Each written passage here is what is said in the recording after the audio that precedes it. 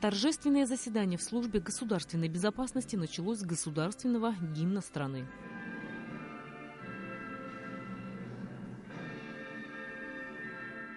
С речью на торжественном собрании перед гостями и сотрудниками органов госбезопасности выступил председатель СГБ Зураб Маргани. Работа в органах госбезопасности сопряжена с опасностями и риском, а то и гибелью сотрудников, отмечалось в выступлении председателя СГБ. Память погибших при исполнении своих служебных обязанностей почтили минутой молчания. К эффективности и качеству работы органов государственной безопасности предъявляются самые высокие требования. Сотрудниками осуществляется активная работа по пресечению проявлений терроризма, глобальной угрозы современности. В диверсионно-разведывательной деятельности грузинских спецслужб проводится активная работа по предотвращению ввоза как контрабанды в целом, так и наркотических веществ и препаратов в частности. На праздничном мероприятии, посвященном Дню сотрудника органов государственной безопасности, вице-президент Виталий Габни зачитал поздравительный адрес от имени президента Рауля Хаджимба сотрудникам и ветеранам СГБ. В поздравительном адресате отмечалось, что работа в службе государственной безопасности предполагает ежедневное преодоление многочисленных трудностей, решение ответственных задач по обеспечению безопасности наших граждан и защите национальных интересов от внешних и внутренних угроз.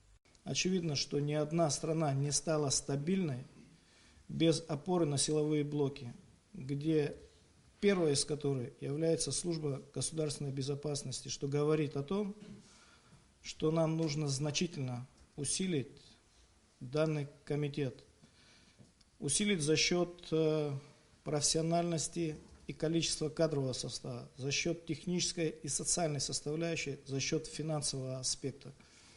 Отработать взаимодействие внутри страны по силовым блокам, по отношению к Российской Федерации, странам СНГ, по отношению к всему тому цивилизационному пространству, частью которой мы являемся. Секретарь Совета безопасности Республики Мухаммад Килба отметил безупречную работу спецслужб Абхазии во время проведения митингов 15 декабря. Действительно, ряд факторов не дали именно произойти тому худшему или плохому, и в том числе именно организованность и готовность сотрудников службы государственной безопасности и представителей других ведомств действительно остудили очень многих, и мы на сегодняшний день действительно можем радоваться тому, что не дали именно произойти тому, что произошло когда в свое время здесь 5 июля или там ранее в другие времена.